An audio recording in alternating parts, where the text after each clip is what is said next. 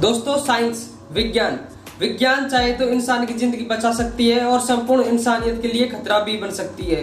इंसान की जिंदगी बचाने के लिए जहाँ पर विज्ञान ने एडवांस हॉस्पिटलों का निर्माण किया है, वहीं दूसरी तरफ ऐसे ऐसे ब्रह्मास्त्र भी तैयार किए हैं जो इंसानियत को चुटकी बजाते ही खत्म कर सकते हैं। आज साइंस ने इतनी तरक्की कर ली है कि इंसान के ना होने पर भी इंसान के पास होने का एहसास किया जा सकता है। यही नहीं साथियों, साइंस ने हमें वो दिव्य दृष्टि दी है जिसकी वजह से हम घर बैठे बैठे ही संपूर्ण ब्रह्मांड के दर्शन कर सकते हैं।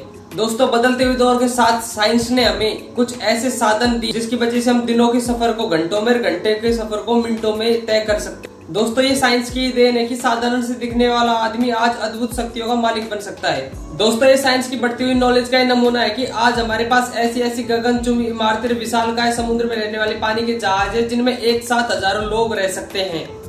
दोस्तों साइंस ने हमें ऐसे साधन उपलब्ध कराए हैं जिनकी वजह से हम मंगल और चांद जैसे ग्रहों पर अपना पैर जमा पाए।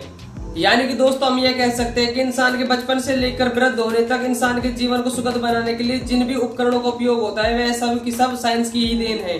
दोस्तों साइंस की शक्ति दिन रात बढ़ती जा रही है, ना ही तो कोई साइंस की शक्ति का मुकाबला कर सकता है और ना ही इसका कोई विरोध कर सकता है। दोस्तों यही एक कारण है कि विज्ञान आज के युग में अपने आप को सर्वशक्तिशाली घोषित कर चुका है। लेकिन विज्ञान के सर्वशक्तिशाली होने के भी एक प्रश्न ये खड़ा हो जाता है, क्या विज्ञान भगवान से भी ज्यादा शक्तिशाली है? दोस्तों भगवान एक ऐसी सुपर पावर जिसे अच्छा हो या बुरा हर समय पर याद किया जाता है। अगर अच्छा हो जाता है तो लोग कहते हैं कि भगवान की दया से सब कुछ अच्छा हो गया, और अगर बुरा हो जाता है तो लोग कहते हैं कि भगवान को शायद यही मंजूर था।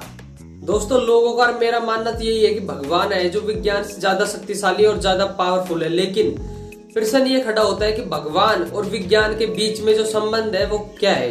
दोस्तों आज हम एक कहानी के माध्यम से समझेंगे कि भगवान और विज्ञान के बीच में क्या संबंध है। दोस्तों दरअसल हमारी कहानी में दो पति पत्नी और दो उनके बच्चे हैं, जिसमें पति का नाम भगवान और पत्नी का नाम प्रकृति है। वहीं पर पहले बच्चे का नाम सामान्य और दूसरे बच्चे का नाम विज्ञान है। दोस्तों हमारी कहानी में जो पहला बच्चा है यानी कि सामान्य, वह बिल्कुल हमारे और आप जैसे है, यानी कि वह सीधा साधा भोला वाला, लोगों की सेवा करने वाला, अपने माता पिता का आदर करने वाला और माता पिता के आदर के साथ साथ माता पिता के साथ रहने वाला है। दोस्तों वही दूसरी ओर कहानी का दूसरा बच्चा यानी कि विज्ञान अपने तेज दिमाग यानी कि उसके दिमाग में आइडियाज ज्यादा आ पाते हैं और वह सामान्य की तुलना में शारीरिक बल से भी ज्यादा शक्तिशाली है, और वह लोगों की सेवा करने के साथ साथ लोगों पर अपना अधिकार जमाना चाहता है। इसीलिए उसने लोगों की सेवा के साथ साथ ऐसे उपकरण भी बनाए हैं जो पूरी इंसानियत को खत्म कर सकते हैं। दोस्तों सामान्य परिवारों में पिता के नाम से ही एक परिवार को जाना जाता है, उस घर को जाना जाता है। लेकिन इस कहानी में विज्ञान के सर्वशक्तिशाली होने की सनक उसके सिर पर कुछ इस कदर चढ़ जाती है कि वह अपने पिता यानी कि भगवान के अस्तित्व को ही नकार देता है, और वह कहता है कि जो कुछ हूँ मैं हूँ, और वह लोगों को डराता है, धमकाता है और अपने पिता के अस्तित्व को ही खत्म कर देता है।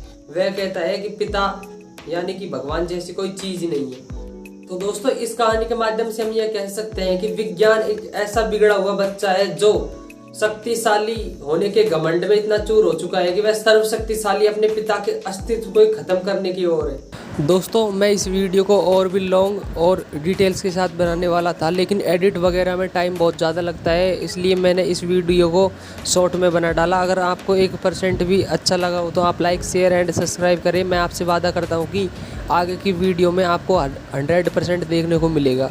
तब तक के लिए जय हिंद।